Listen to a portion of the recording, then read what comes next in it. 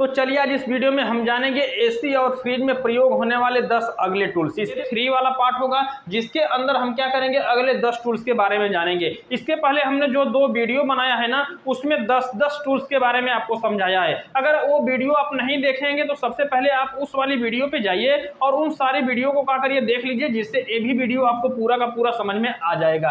ये हमारा AC course का तीसरा डे होगा जिसके अंदर हम टूल्स के बारे में जानेंगे। तो चलिए हम समझते हैं कि इसमें सबसे पहले हमारा होता है वेल्डिंग गन, जो कि ऊपर देख रहे हैं ना, वेल्डिंग गन। कुछ के नाम से ही आपको समझ में आ रहा है कि वेल्डिंग गन, यानी कुछ वेल्डिंग करने के लिए जो गन का प्रयोग किया जाता है उसे हम क्या कहते हैं, वेल्डिंग गन। इसके अंदर जो पाइपें होती हैं, एसी के अंदर जो पाइपें होती हैं, उनको जोड़ने के लिए, ब्रिजिंग करने के लिए हम वेल्डिंग गन का इस्तेमाल करते हैं, जो कि स्क्रीन के ऊपर आपको दिख रहा है। ये देख रहे हैं ना, एक गन होती है कि नॉर्मली इस गन को लेकर के हम कहीं पर भी क्या कर सकते हैं, जा सकते हैं और आसानी से वेल्डिंग कर लेंगे। नीचे जो कि आपको एलपीजी सिलेंडर होगा, जो कि नीचे आप दिख रहे हैं ना, ये हमारा क्या है, एलपीजी सिलेंडर है। इसी के ऊपर हम क्या करते हैं कि इस गन को बैठा देते हैं, जो कि दूसरे फिगर में आपको नजर आ रहा होगा, समझ रहे हैं। तो इन दोनों को जब जोड़ दिया जाता है और इसके बाद जहां पर हमें ब्रीजिंग करना होता है, चाहे एसी के अंदर चाहे फ्रिज के अंदर, उन पाइपों को गर्म करना होता है, तो हम इन्हीं दोनों चीजों के इस्तेमाल से करते हैं। तो इसमें 2 भाग होते हैं, 2 भाग को मिला करके एक तो हमारा जो गन, जो वेल्डिंग मारने वाला सिस्टम है ना, वो पूरा हो जाता है। पहला हमारा था वेल्डिंग गन, जो कि एलपीजी सिलेंडर के ऊपर लगा हुआ है। जैसे आप देख रहे हैं ना, ऊपर जो आपको दिख रहा है हमारा वेल्डिंग गन है और नीचे 2 दिख रहा है एलपीजी सिलेंडर है, और नीचे की साइड में आप दिख रहे हैं, तो दोनों को हमने सेट करके रख दिया है।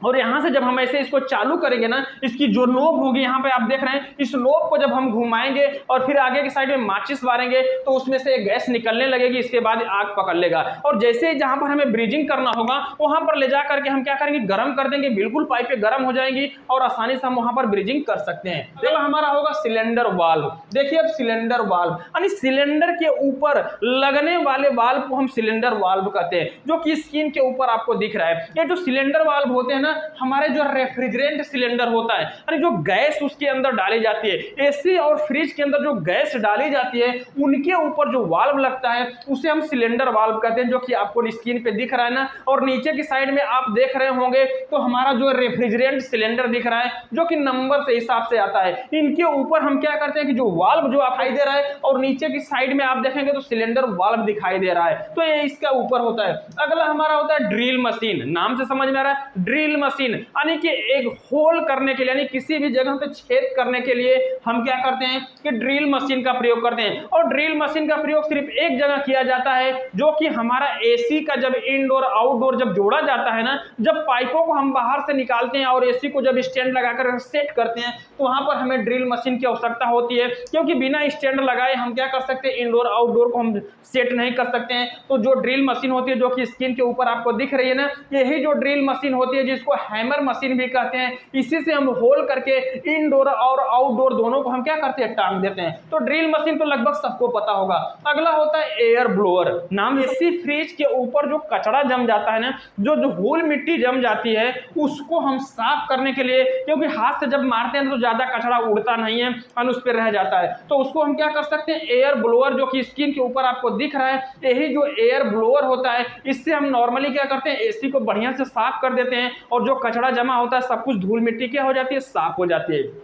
समझ रहे ना। तो एसी और फ्रिज के ऊपर जो कचरे जमे होते हैं, उनको साफ करने के लिए, धूल मिट्टी को साफ करने के लिए, स्क्रीन के ऊपर जो आपको दिख रहा है, यही हमारा एयर ब्लोअर होता है, एयर ब्लोअर होता है। अगला हमारा होगा ब्रीजिंग राड। अब देखिए हमने बात किया था ना सिलेंडर, वेल्डिंग गन और एलपीजी सिलेंडर का, और वेल्डिंग गन के माध्यम से जब पाइपों को हम गर्म करेंगे तो उसमें एक राड पिघलाया जाता है, यानी एसी और फ्रिज की जो पाइपें आपस में जोड़ी जाती हैं, उसमें एक राड की आवश्यकता होती है, जिसको क्या कहते हैं, ब्रीजिंग राड कहते हैं, जो कि यहाँ पर आप देख रहे हैं ब्लैक कलर का होगा, जो कि ब्राउन कलर में भी आता है। नॉर्मली ये मार्केट में 30-40 रुपए के मिल जाते हैं, जो कि एक रॉड की तरह होता है, एक काफी हार्ड होता है। तो ब्रीजिंग राड जो होता है ना, अभी बात किया जाए किसका बना होता है, कॉपर ऑक्साइड का बना होता है। ऐसे तो क्या करेंगे, बिल्कुल हार्ड होगा, काफी हार्ड होगा, लेकिन जैसे इसको आग के संपर्क में आप लेकर आएंगे ना, जो रॉड आपको दिख रहा है, जैसे ही आप इसको आग के संपर्क में लेकर आएंगे, ये तुरंत पानी का रूप धारण कर लेता है, यानी तुरंत पिघलने लगता है। तो जैसे इन दोनों वेल्डिंग गन के माध्यम से जैसे हम पाइपों को गर्म करते हैं, जब पाइपें गर्म हो जाती है तो उस पर इस ब्रीजिंग रॉड को ले जाकर आसानी से उस पर लगा देते हैं और आसानी से पूरा ज्वाइंट क्या हो जाता है, पकड़ लेता है। तो ब्रीजिंग रॉड का प्रयोग यानी कि जब एसी और फ्रिज का जब ज्वाइंट किया जाता है तो उस ज्वाइंट को मजबूत करने के लिए हम ब्रीजिंग रॉड का प्रयोग करते हैं, जो कि स्क्रीन के ऊपर आपको दिख रहा है, जो कि कॉपर ऑक्साइड का बना होता है। अगला हमारा होता है फ्लक्स पाउडर। अब देखिए फ्लक्स पाउडर कंडेंसर होता है ना, वो लोहे का होता है और बाकी सब उसके अंदर कॉपर होता है। तो लोहा और कॉपर का जब ज्वाइंट आपस में किया जाता है तो उसमें क्या करते हैं, फ्लक्स पाउडर का प्रयोग करते हैं। ब्रीजिंग रॉड के साथ हम फ्लक्स पाउडर लगाएंगे, जो कि स्क्रीन के ऊपर आपको दिख रहा है, व्हाइट कलर का होता है। इसी को जो कि आप व्हाइट कलर का पाउडर की तरह आपको दिख रहा है ना, इसको हम क्या करते हैं कि जहां पर लोहा और कॉपर को जब आपस में जोड़ा जाता है तो वहां पर ब्रीजिंग रॉड के साथ साथ हमें ये जो व्हाइट कलर का फ्लक्स पाउडर दिख रहा है इसकी भी आवश्यकता पड़ती है। अगर इसको आप नहीं लगाएंगे तो लोहा और कॉपर आपस में चिपकेंगे नहीं, आप कितना हो ब्रीजिंग मार लेंगे, आपका कभी भी फिल्टर पकड़ने वाला नहीं है, क्योंकि उसका कंडेंसर लोहे का, फिल्टर कॉपर का। जब दोनों को आपस में जोड़ा जाएगा तो इस फ्लक्स पाउडर का इस्तेमाल किया जाएगा। तो आप देखे होंगे कि आप कहीं पर नॉर्मली सोल्डरिंग करते होंगे ना, ख्याल होगा आपको, कभी नॉर्मल सोल्डर मारे होंगे तो कभी कभी वायर क्या करते हैं कि नहीं चिपकते हैं, तो हम क्या करते हैं कि उसका पेस्ट आता है, उस पेस्ट को लगा करके जब वहां पर सोल्डरिंग करते हैं तो तुरंत वायर को क्या कर लेता है, चिपक लेता है। उसी प्रकार से जो कॉपर को जब आपस में जोड़ेंगे तो ये आपको ब्रीजिंग जब करेंगे तो उसमें पकड़ेगा नहीं, लेकिन जैसे ही आप उसके ऊपर फ्लक्स पाउडर लगा देंगे और फिर ब्रीजिंग करेंगे, ये तुरंत क्या कर देगा, पकड़ लेगा, ज्वाइंट काफी क्या होगा, मजबूत होगा। फ्रिज के अंदर जो लोहा और कॉपर को जोड़ने के लिए हम किसका प्रयोग करते हैं, फ्लक्स पाउडर का, जो कि व्हाइट कलर का दिख रहा है। अगला हमारा होता है यूनियन। नाम से समझ में आ रहा है कि यूनियन यानी दो चीजों को आपस में, प्लम्बिंग का काम यानी दो पाइपों को आपस में जोड़ने के लिए हम यूनियन का प्रयोग करते हैं, जो कि स्क्रीन के ऊपर आपको दिख रहा होगा। यही हमारा यूनियन होता है, जो कि दो पाइपों को आपस में जोड़ने का कार्य करता है। रबड़ की चार्जिंग पाइप यानी जो चार्जिंग पाइप, नाम से समझ में आया, ये जो चार्जिंग पाइप होती है ना, जिससे हम गैस वगैरह सिस्टम के अंदर डालते हैं, वैक्यूम करते हैं, प्रेशर चढ़ाते हैं, तो जो पाइप का इस्तेमाल किया जाता है उसे चार्जिंग पाइप कहते हैं, रबड़ की चार्जिंग पाइप कहते हैं, जो कि स्क्रीन के ऊपर आपको दिख रही होगी। ये PSI के हिसाब से आती है। तो AC के लिए हम अलग PSI रखते हैं और फ्रिज के लिए अलग PSI रखते हैं। अगर आपके पास पैसा है तो आप क्या कर सकते हैं, एक ही बार में अच्छी क्वालिटी का पाइप अगर ले लेंगे तो आप एसी के अंदर भी गैस चार्ज करने के लिए काम करेगा और फ्रिज के अंदर भी गैस चार्ज करने के लिए काम करेगा। अगर आप फ्रिज के सिर्फ लेंगे तो एसी के अंदर जो गैस भरेंगे तो उसमें दिक्कत होगा। इसीलिए करिए कि जो आपको ब्लैक कलर की जो पाइप दिख रही है, येलो कलर की पाइप दिख रही है, रेड कलर की पाइप दिख रही है, ब्लू कलर की पाइप दिख रही है, इससे हमारा क्या होगा कि एसी और फ्रिज के अंदर जिस माध्यम से हम गैस को चढ़ाते हैं सिस्टम के अंदर, वो हमारा होता है चार्जिंग पाइप। तो जो आपको ये चार्जिंग पाइप आपको दिख रही है ना, इसी माध्यम से हम क्या करते हैं, एसी और फ्रिज के अंदर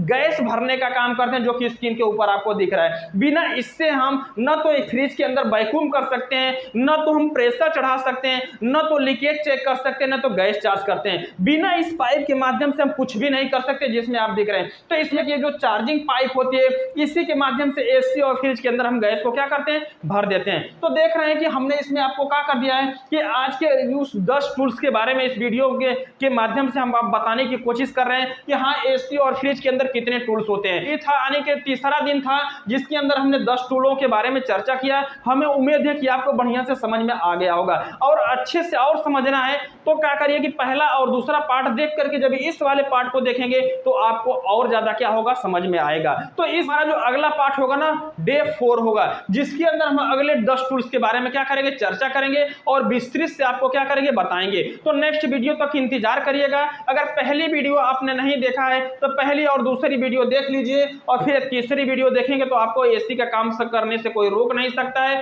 आप पूरा का पूरा काम क्या करेंगे, सीख जाएंगे। तो इस वीडियो से संबंधित कोई भी सवाल और सुझाव कमेंट बॉक्स में जरूर लिखिएगा। वीडियो देखने के लिए बहुत बहुत धन्यवाद।